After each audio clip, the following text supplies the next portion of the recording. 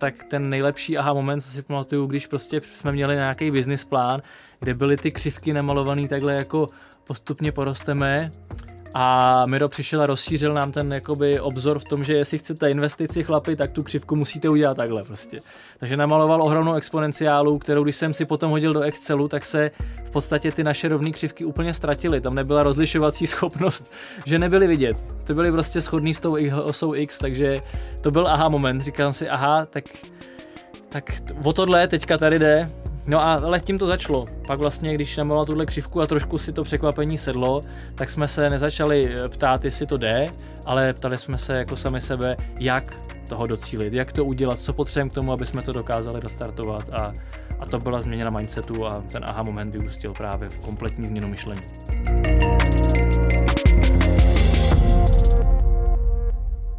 Dobrý den, ahoj, já jsem Petr z Inovačního centra Ústeckého kraje a vítám vás v dalším dílu podcastu Nový start, kam si zveme zajímavé a hlavně aktivní lidi z našeho, tedy Ústeckého kraje.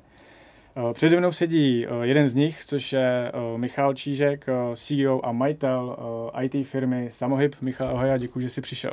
Ahoj Péťo, ahoj. Tak já jenom... Díky za pozvání. Nemáš vůbec zač. Já jenom na úvod, firma Samohyb na trhu v IT více než 12 let.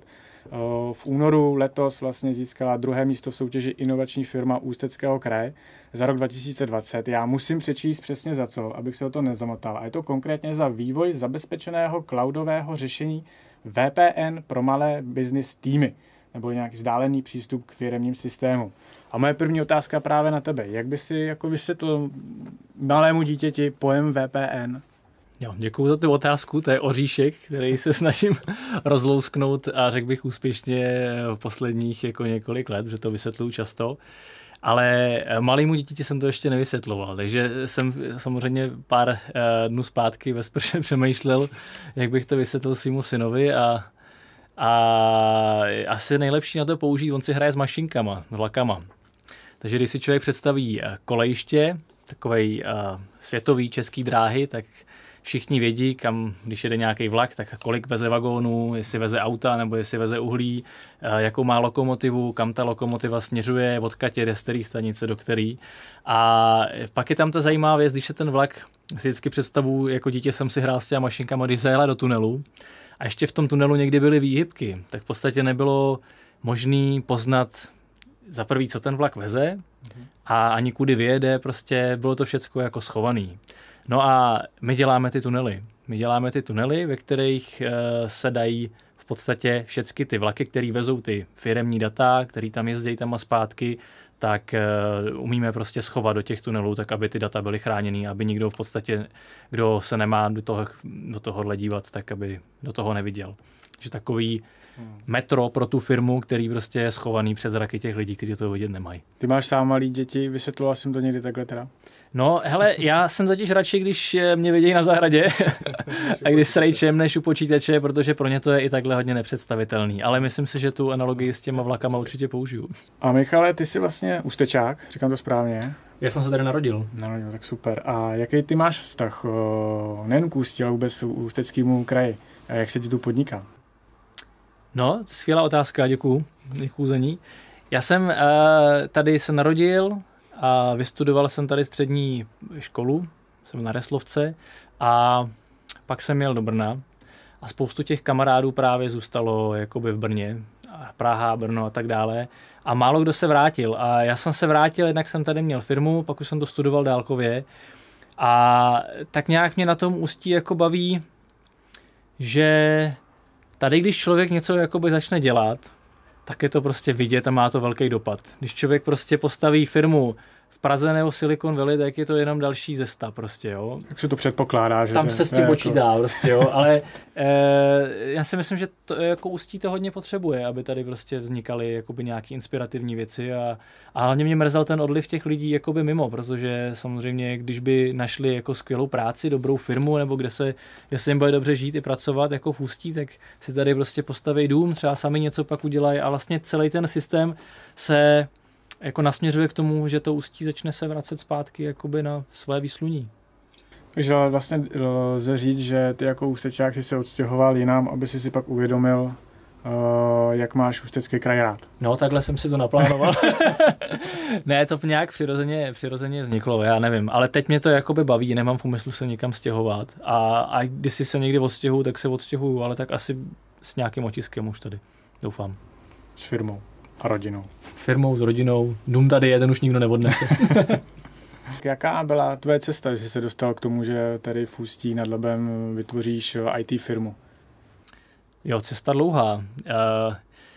Já jsem studoval v Brně, což jako je skvělé město, mám tam kontakty a i teďka spolupracujeme jakoby s Brnem. V Brně máme marketingovou teďka pobočku. Ale já jsem tady v Ústí měl takovou firmičku, která dělala, a ještě do dneška dělá, už tam nejsem, dělá připojení k internetu. A potom, když po nějakých 3-4 letech jsem už jakoby dospěl k tomu, že už to dál dělat nechci, a v podstatě jsem se vypravil nabrat nějakou novou inspiraci. Jel jsem do Asie, takový známý příběh klasický. A přemýšlel jsem, co budu dělat.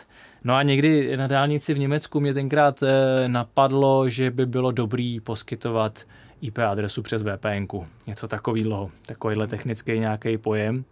No a tak jsem se díval a všiml jsem si, že vlastně na světě už tenhle nápad někdo měl, ale není jich moc a že by to mohlo fungovat. A tak jsem si půjčil v knihovně knížku, jak programovat PHP, jak dělat v reklamy na Google, že 3 takové knížky, ještě CSS, prostě úplně v poznámkovém bloku jsem to začal vyvíjet, že to zkusím. A za 3 měsíce vznikla webová stránka unblockvpn.com, ta do dneška funguje, pořád tam máme zákazníky. No a já jsem začal tenkrát ještě dřív, než byl Avast, než byl NordVPN, než byl Asset, všechny tyhle ty velký hráči, tak dělat VPNky. A když jsem to spustil, tak ten krásný pocit byl, že do rána, jsem to spustil někdy ve 2 v noci a do rána tam byl první zákazník s objednávkou na rok. Prostě. Tak jsem se probudil celý nabitej, říkám, tyjo, to by mohlo fakt fungovat. No a evidentně jsem naskočil do nějakého vlaku, a hned jsem v záhy potřeboval bráchu na pomoc, protože už bylo potřeba se o ty zákazníky starat a začalo to fungovat, za Češ do dneška jako velmi děkuju, to bylo fakt rozjetý vlak. No a postupně, jak jsme to dělali, tak samozřejmě ten vlak začal se rozjíždět i jiným hráčům a my jsme neměli tenkrát úplně zkušenosti s investorama, s marketingem a tak dále a tak postupně ten vláček začal jakoby ujíždět. Za pár let to jakoby už bylo tak, že bylo hodně konkurence.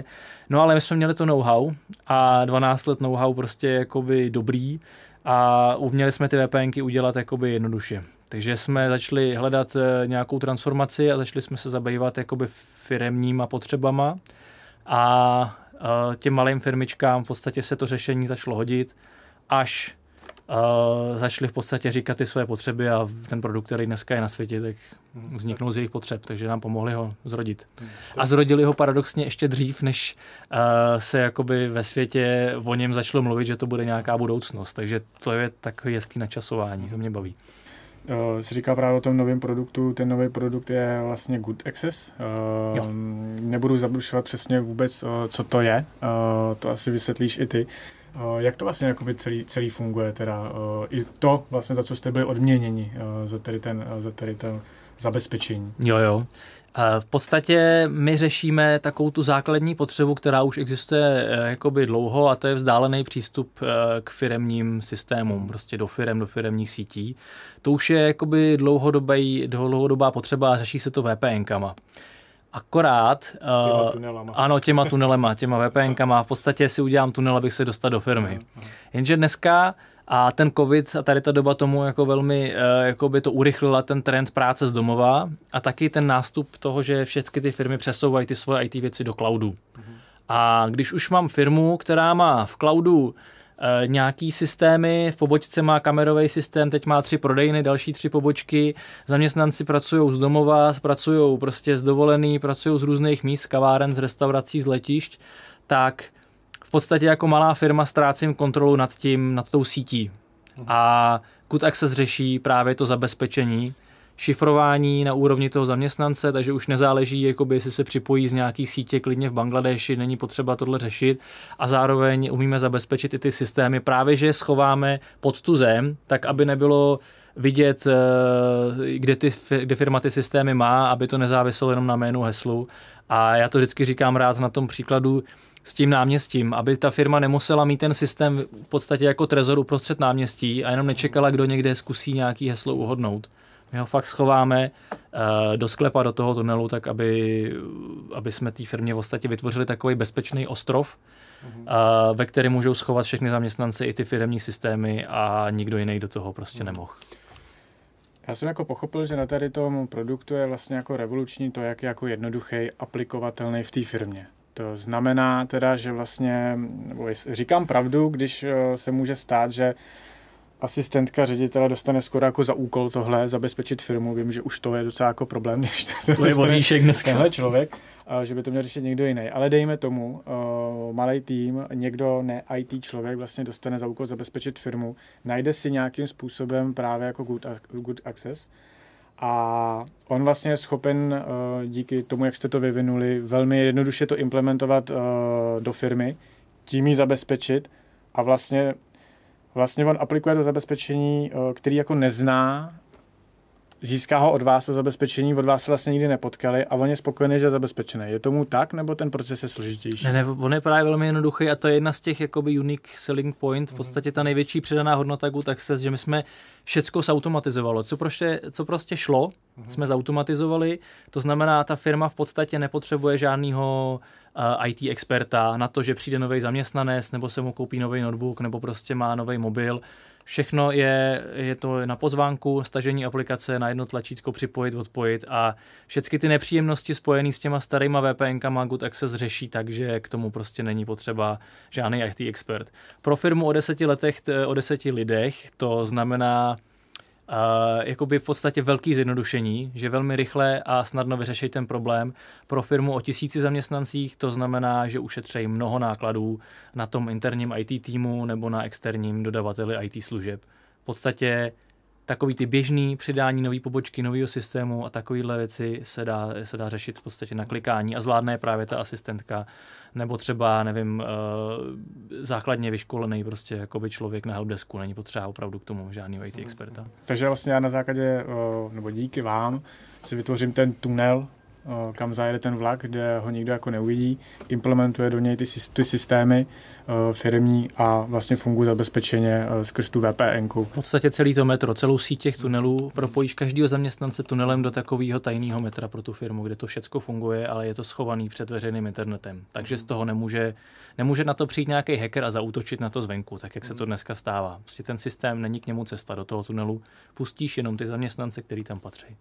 Ty jsi vlastně pro další růst tvé firmy, když ty jsi tam spolumajitel, jak jsem pochopil, jste 3. Takže ty jsi vlastně pro další růst firmy Samohyb si využil služby Platin od inovačního centra tady Ústeckého kraje. Co tě k tomu vedlo? Jako vlastně, že si vlastně řekneš skoro o tu pomoc? No, tak pomoc je vítaná. Když člověk prostě opravdu jako nejede ego, že to sám udělá nejlíp, tak to je nejlepší věc, co může být, mít k dispozici nějaký lidi, co už tou cestou někdy prošli nebo jako vědí, jak to dělat. No a my jsme potřebovali nějak pomoct zahraničním obchodem, takže já jsem tady v Icuku mluvil s Icukem, že existuje nějaký program Platin, že si tam můžu vybrat ze skupiny expertů, který jsou Ústí a Brno, je Jihomoravský inovační centrum. A tak jsem se prostě ve volné chvíli podíval, jestli tam najdu někoho na zahraniční obchod, kdo by mi mohl jakoby pochopit. My jsme tenkrát neměli žádný marketingový ani obchodní tým. Všecko jsem prodával já přes Google AdWords prostě a to už bylo vidět, že je na hraně svých možností. Takže bylo potřeba, já jsem viděl, že tenhle rok budu budovat marketingový obchodní tým. A loni teda jsem začal se dívat na ty experty a narazil jsem na nějaký adepty, se kterými by to mohlo jít. A pak jsem samozřejmě poprosil ještě, jestli mi nedoporučíte někoho, kdo by byl v tom trošku víc uvolněný, kreativní. Řekl jsem konkrétně biznesovýho pankáče nějakýho, protože jsem cítil, že potřebuju prostě v tomhle být trošku tím Einsteinem, prostě jako objevit nějaký cesty, které třeba jako budou ještě za rámec toho, co je prošláplý, protože děláme hodně nový produkt, nový přístup. A narazil jsem na Miro Mandela. A s ním to bylo v podstatě jednoduchý. Takhle jsem prostě mu zavolal, během 3 minut jsem vyplivnul, že prostě děláme VPNku, cloudovou VPNku a že to je cool a že už máme zákazníky. a bylo vidět, že je hrozně busy a že na to nemá čas, ale zaujalo ho to a domluvili jsme se, že se mi ozve. Takže to, co tomu hodně pomohlo, co bych mohl doporučit, když by někdo šel do programu Platin, rozmyslet si to dopředu a dát těm lidem jakoby čas se na to naladit. A já jsem volal 3 měsíce dopředu, než jsem ho opravdu reálně potřeboval. A tam to hezky zapadlo, že jsme se potom potkali po prázdninách v září a klaplo to. Jsme se hodně poznali i potom jakoby na té lidské úrovni. Což je když jsi našel biznisového pankáče z Platinu, jak to pak vlastně probíhá dál? To se jako s tím člověkem, kterýho si vybereš, potkáš, on ti dá úkoly a za měsíc se jako mu to reportuješ, nebo... No, tak takhle jsem to úplně zrovna nechtěl, jo. Úkolu jsem dostal hafec, ale po brněnsku, ale celkově jsem jako spíš jsem si chtěl jakoby poslechnout, jak to funguje. Takže Miroslav se hodně jako rozvyprávěl o partnerském programu, s ním má hodně zkušeností, takže jak funguje ten channel partnerský program jakoby globálně, když se staví.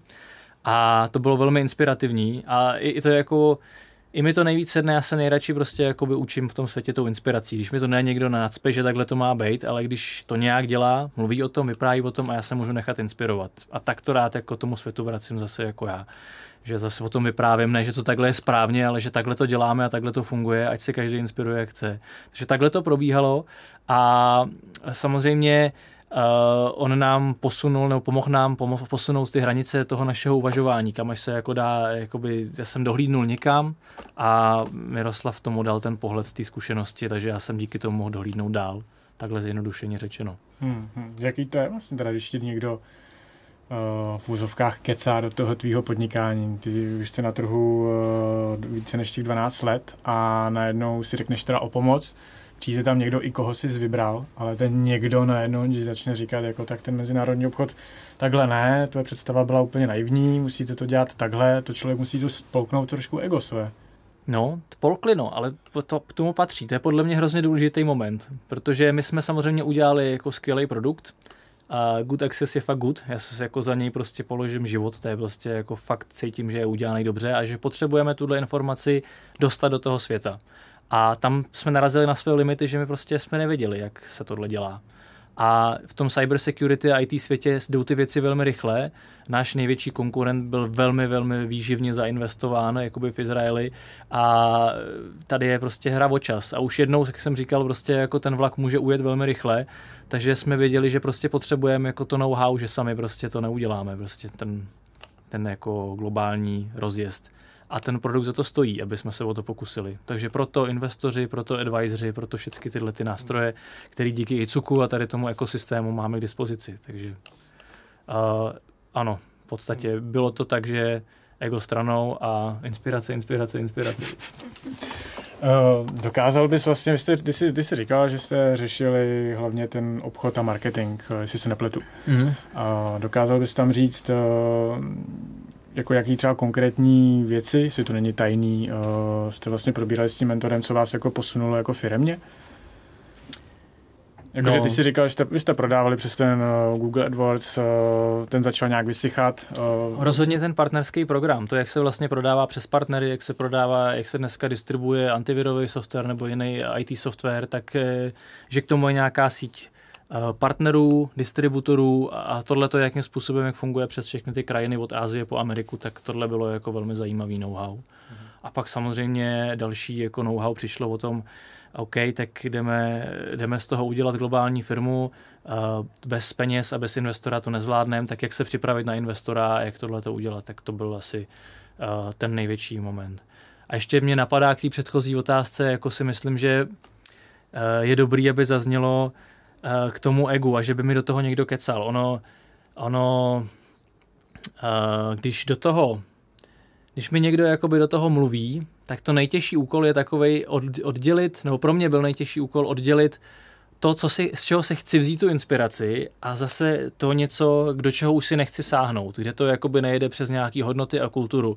A najít tam ten balans, to byla vlastně ta nejlepší a nejhezčí škola tohodle, prostě to mi přišlo skvělý, prostě. Nenechat si kecat úplně do všeho, ale jenom do toho, kde prostě to může něco přenést.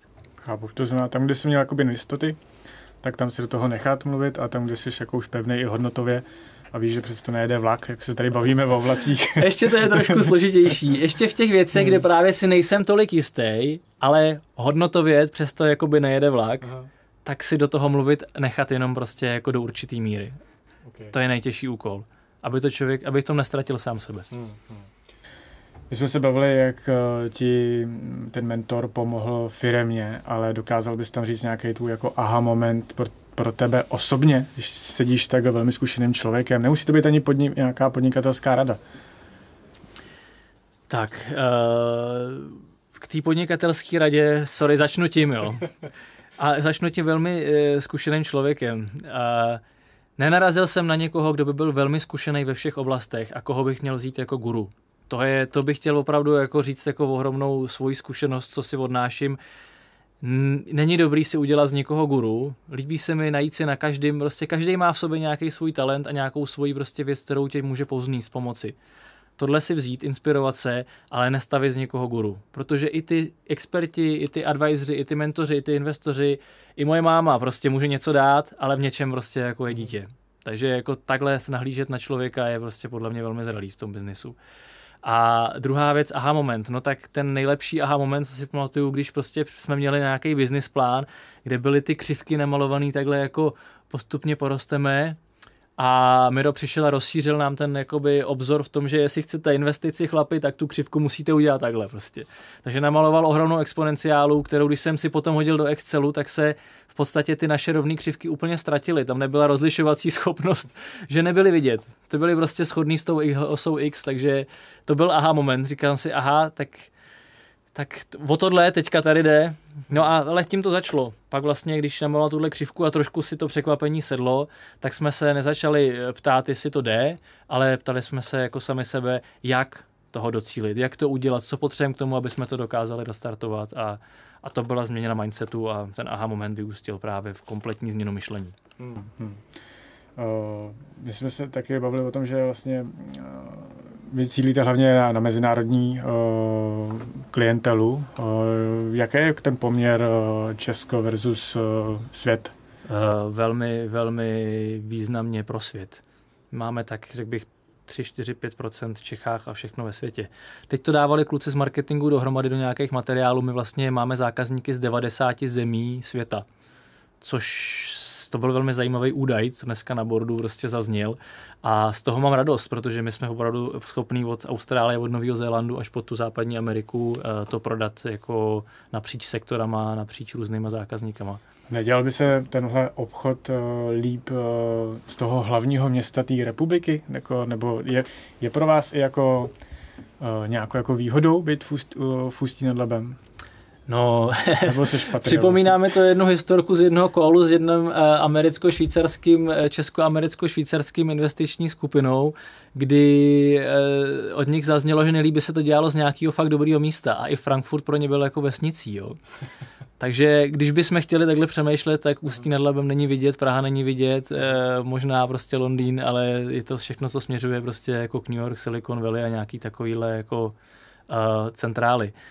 Takže pokud by to mělo mít význam, tak už tam, tak by to asi nebylo do Prahy, ale my teďka máme v podstatě k nám jezdí lidi z Prahy i z Brna, my jezdíme tam a když už bych se podíval na aktuální dění, tak my jsme tak jako ústecko-pražsko-brněnský startup. Teď jsem se chtěl právě zeptat i na to, jak se tady v našem kraji hledají ajťáci, ale asi si teď odpověděl tím, že vy jste už jako rozprostřený Ústí, Praha, Brno, takže v tom jako vlastně nespatřuješ nějaký problém. Ajťáky máme všechny odsud.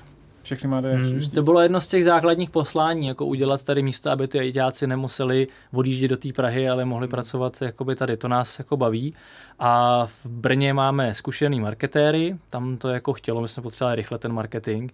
A v Praze taky v podstatě marketing, UX. Takže jako opravdu ten vývojový tým a to core je tady odsud a náš vývojový tým je nejstarší tým jakoby v té firmě u nás. To znamená, že tam byl čas a prostor se vlastně sehrát a z těch jakoby mladých jakoby kluků, co je bavilo programovat, tak jako dozrát do toho stavu, že jsme vlastně se na tom naučili všichni, i ty kluci, že vyrostli s náma. a vyrostli jako hodně.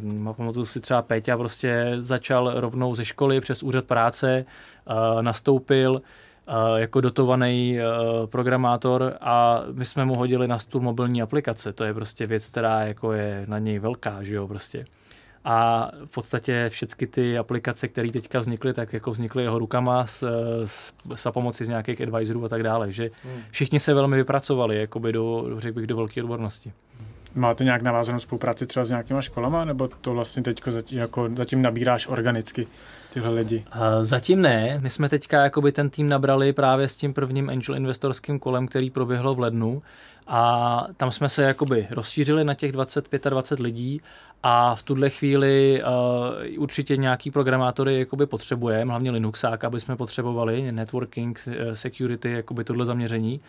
Ale už jich nebudeme potřebovat tolik. Já myslím, že to hlavní je prostě teďka jakoby rozjetý a nemáme problém jakoby nabírat. Kdybychom potřebovali rychle nabrat a vytvořit vývojový tým, tak samozřejmě Praha bude velkým benefitem. Ale v tuhle chvíli myslím, že to jakoby zmáklý je a jsem za to velmi vděčný, že to přišlo. My jsme nedělali fakt žádný jako výběrový řízení, ani jsme nedělali složitý jakoby pracovní pohovory. To prostě nějak se vždycky objevil ten, kdo měl přijít. Až na toho Linuxáka. Tam budou asi potřeba. Já se vrátím ještě k tomu obchodu. Jaký je to teda jako napojit se na ten mezinárodní obchod, který už je, dejme tomu, nějakým stylem rozebraný těma velkýma rybama? Plave tam Avast, Asset, a to mluvím asi jenom o těch českých, a najednou sem tam začne jako napojovat s prominutím jako menší ryba Good Access. Jak se tam jako dostává? Jo. No, za prvý je potřeba hodně sdílet příběh, říkat o sobě, že jsme startup, což jsme, a je potřeba být jakoby jiný než ten velký korporát. Hodně těch, a to se hodně mění svět, tak jak to vnímám, že máme zpětnou vazbu od zákazníků, že spoustu těch lidí vlastně radši koupí nějaký takovejhle mladý, dravej jakoby produkt, než si koupit prostě velký Cisco řešení, který prostě stojí mnoho peněz. Když je potřeba s něčím pohnout nebo něco prostě změnit, tak to je v podstatě na půl roku, na rok práce prostě, s tím se jako nedá nic hnout. A takže jako být mladý, dravý a ničím unikátní, být jednoduchý a mít za sebou prostě jakoby skvělý tým, který to umí komunikovat ven, tohle pomáhá.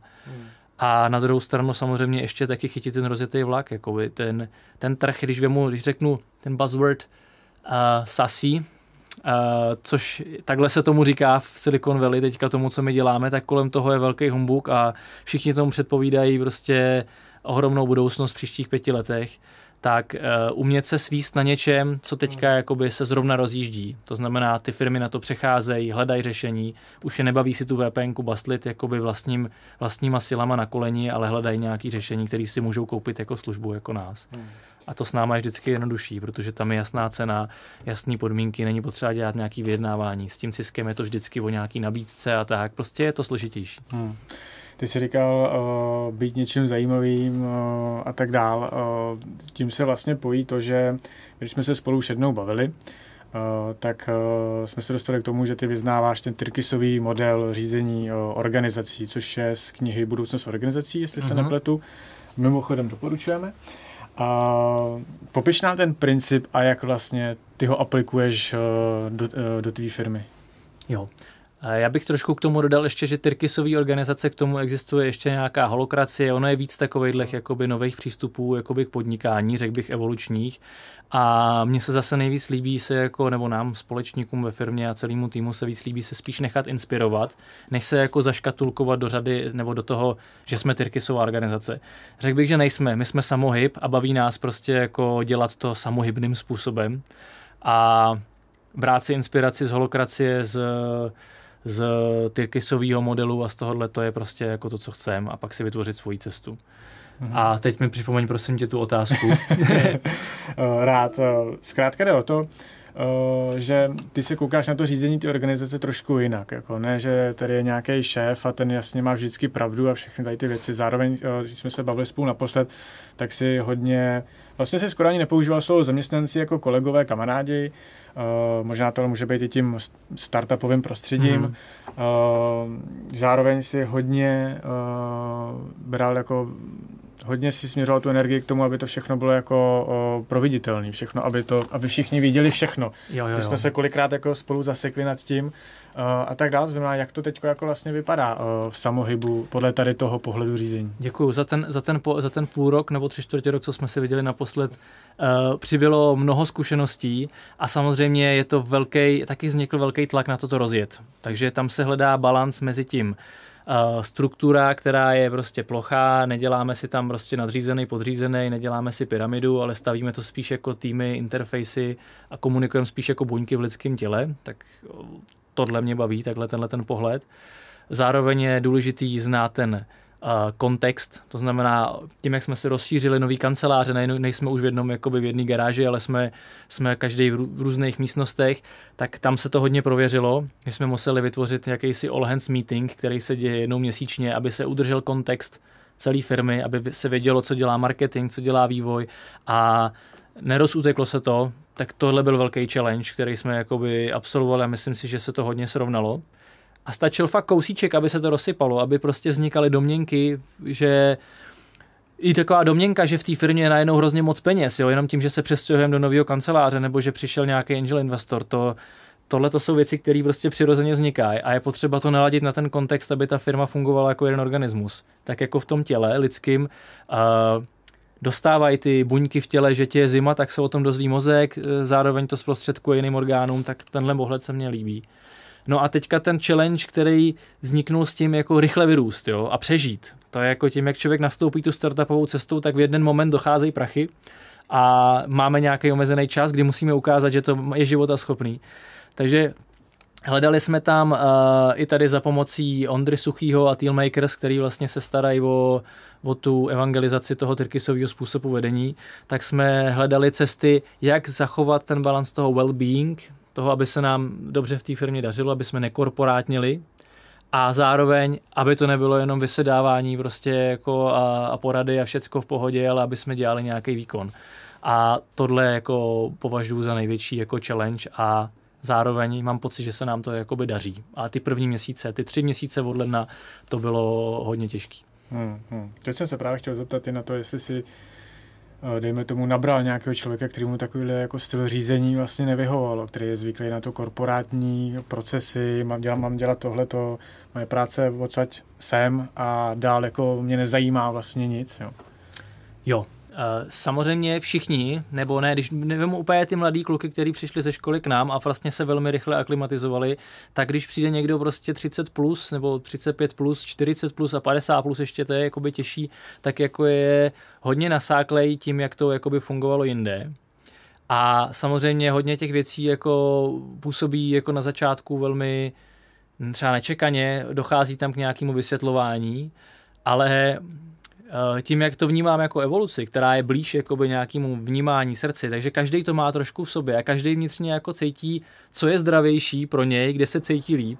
A tím, jak je nás už 25 a člověk do toho vpluje, tak jako jsem už zpětnou vazbu, jakoby dostávám od těch lidí, že je jim ten způsob jako milejší a příjemnější, že se cítí otevřený, že můžou prostě sdílet jakoby otevřeně, že tam je jakési transparence, že si nemusí na nic hrát a postupně jakoby ta maska mizí v nějakou autentičnost. A kdo to prostě necítí takhle, tak v podstatě buď v té firmě nevydrží, nebo to prostě není. A svobodně všecko. Ty už si několikrát nakousnul jako angel investora, investor, investice jako peněžní do vás. Jaký vlastně to je pro tebe osobně, když je nějak rozvíjející se firma, mentor nakreslil jasnou hokejku nahoru, v grafu, ty na to potřebuješ nějaký peníze, tím pádem nějakého investora a teď vlastně jako tebe, věřím, že jako teď máš nějakou rodinu, do toho prostě jsi šéf té firmy, bereš na sebe všechno to riziko, jak vlastně ty teďko vnímáš tuhletu velkou energii, která se kolem tebe motá? No je to úlet, no. Asi jsem to vystihlo krásně to slovo úlet. Člověk uletí z nějakého jakoby zvyklostí fungování a my chlapi máme rádi jakoby ty výzvy, takže je to prostě jedna z výzev a byť je to samozřejmě neskutečně náročný pro rodinu, neskutečně náročný jakoby pro psychiku, je to velký stres, tak to zároveň je výzva v tom se tolik nestresovat udělat si čas na sebe, umět prostě jako vypnout, jít na tu zahradu, vykopat tu díru prostě a nebejt v tom furt, umět se vyspat, to je taky náročný, nepřemýšlet v noci prostě, nevstávat ve 3 ráno a nekreslit a nepopisovat A4 nápadama a vizema, prostě to všecko se jako děje, s tím se člověk potká, ale to nejtěžší na tom je nevyhořet. A v tom vnímám tu výzvu. Takže jako minimálně, ať to dopadne jakoliv, tak z toho bude skvělý příběh, ten už teďka jakoby tady můžu trošku jakoby naznačit, sdílet. Skvělá parta, skvělý zážitky a když se z toho nepoděláme, slušně řečeno, tak to prostě jako jde dělat. A startup asi vždycky začíná a končí prostě nějakým jako exitem, ať už prostě jako prodejem firmy, nebo burzou, nebo prostě, nebo ještě tam je mnoho způsobů, jak to může končit. Takže má to nějaký cíl a to mě zase uklidňuje. Celý život v tomhletom jako zapojení a v takovéhle intenzitě prostě žít nejde. A ten tvůj cíl osobní je jako exit té firmy, nebo burza, prodej té firmy, nebo chceš tomu šéfovat neustále? Mě baví asi na tom ten flow a ten příběh. Jakoby, asi se to snažím vracet zpátky jako k tomu dnešku a k tomu okamžiku. Prostě teď je to cool, teď je to dobrý, teď je to zajímavý, žijeme to a vypadá to, že prostě si dáme nějaký investiční kolo, bude to zase zajímavý, bude to jiný a dokud to má jako ten drive, dokud mě to může něčím naplňovat, bavit, něco mi to dávat, tak to budu dělat. Až to prostě jako ztratí tenhle drive, tak to buď budu moc nějak změnit, anebo už tam nebudu mít takovou pravomoc, abych to mohl změnit a pak je to prostě o tom, že jsem dokončil dílu a můžu jít dál. Ty si říkal, mám ještě pár otázek k tomu investorovi právě, protože mě to připadá jako zajímavý, minimálně seš tím pohlcený, jak jsi jako říkal. Jaký to je vlastně, když ti ten investor teďko dá nějaký ty cíle? Teď ty víš, že máš jako vlastně nějaký časový úsek, kdy ty cíle se mají splnit. Víš, že potřebuje ten tým fakt jako makat teďko a do toho, jak říkáš, ty jako se nestresovat a jako vlastně, jak se to manažuje u tebe, nebo jak ty sám sebe potom řídíš tady tím? No, tak první věc, co jsme si dali jako cíl, že si seženeme investora, který nám nebude dělat jakoby šéfa, ale který prostě s náma jako partner společně se podívá do toho business plánu, čeho chceme docílit. Investor na to musí vydělat, to je náš zájem a zase jeho zájem je na tom, aby prostě aby jsme měli jakoby rozumný platy, aby v tom týmu to fungovalo, aby tam byla dobrá nálada a motivace prostě to docílit. Takže jako tohle musí být nějaký synergie a harmonii a ve chvíli, kdyby přišel investor a nadiktoval mi nějaký business plán a tak dále, mě tam neuvidí druhý den, to nejde. Takže já věřím, nemám tu zkušenost ještě, ale tak, jak se to povedlo s tím Miroslavem, s tím angel investorem, je, že to byla jakoby forma dohody. Že jsme si tam sedli, jak nás to bude bavit, kolik na to potřebujeme peněz, jak můžeme fungovat a hodně jsme do toho dali jakoby toho srdce a té otevřenosti. To znamená, na rovinu jsme hodili na stůl ty naše zájmy, ty naše vize, představy a hlavně tomu necháváme prostě možnost se to jako přirozeně vyvíjet. Je to jako když jedeš na kole, prostě řekneš si, chci dojet dáme na Komárku, ale nebudu si plánovat do business plánu nebo do té cesty, prostě kde zatočím, na kterém chodníku a kde pojedu doleva, kde doprava, protože se tam může objevit kanál nebo výkop a tak dále. Takže potřebujeme k sobě investora, který je schopný s náma sedět a reagovat na to, jak se to prostě vyne, aby v tom flow byl s náma prostě. Takhle si to představuju. Uvidíme prostě za půl roku, jak ti řeknu svoji zkušenost. No. Tak na to se budeme těšit. Jaký jsou plány teďko firmy na tenhle rok? My máme tenhle rok v podstatě naplnit tu exponenciálu, takže my se musíme zdvojnásobit do půlky roku, zase zdvojnásobit do dalšího roku a v podstatě ten plán s těmi investorama, pokud se do toho pustíme, tak je připravený, takže za rok a půl, za 18 měsíců bychom se měli dostat do fáze zhruba 3 milionů dolarů na obratu a to je fáze, kde se to zhruba láme, že do nás může potom vstoupit nějaký globální zahraniční investor a ty už se nám ozývají a v podstatě jako čekají na to, než do tohohle dorosteme. Takže ten záměr je takový, že společně s tímhletím českým lokálním nějakým investorem nebo středoevropským se posuneme do fáze, kdy nám další investor dá peníze a třeba i možnost jakoby know-how spolupráce, jak z toho vybudovat globální firmu ambicí podobným Assetu nebo Avastu. To znamená, že vlastně v Ústí nad Labem může vyrůst další Avast. Ne další v Ústí nad Labem, Avast je v Brně, ale vlastně v Ústí nad Labem může vzniknout nějaká taková firma jako je Avast. To bych si přál. Není vůbec jistý, jestli bude dávat jakoby smysl, aby tady vznikla jakoby celá ta firma s celou centrálou, pobočkou a tak dále, ale moc bych si přál, kdyby jsme tady v Ústí mohli zanechat otisk podoby aspoň třeba jakoby celého toho vývojového týmu, kdyby ten produkt jako takovej mohl zůstat a vznikat tady. A když to půjde, tak tady samozřejmě může zůstat i marketing. Ale co se týká jakoby těch globálních poboček, tak pokud člověk chce dělat globální firmu, tak bude potřebovat mít nějaký headquarters, prostě obchodní, někde v západní nebo východní pobřeží Ameriky, případně v nějakém jiném velkém městě, co už nebude ta vesnice. Tak asi takhle to mám v hlavě, ale to se všecko jako může měnit. Já touhle cestou jdu poprvé. Takže si v duchu ani neříkáš třeba, že kdybyste vyrostli tak, že najednou po vás investoři budou chtít, že headquarters bude v New Yorku a ty se musíš přestěhovat do New Yorku. Neřešíš to teďko? No tak ty otázky dostávám.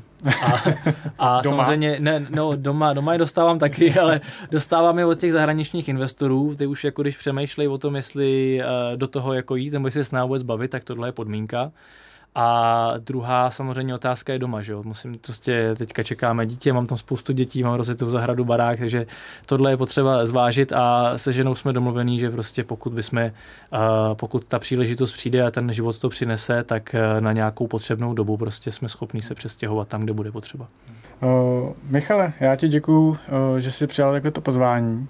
Bylo to super povídání a přeju tobě a celému týmu Samohybu, ať se daří dál. Děkuju moc za pozvání a jsem moc rád, že o tom můžu někdy vyprávět. Ono to je jiný to žít a pak o tom mluvit je takový úlevný. No, my jsme si to rádi poslechli. Děkujeme a měj se krásně. Díky za to, ať se daří vám i Cuku a všem díky. Děkujeme.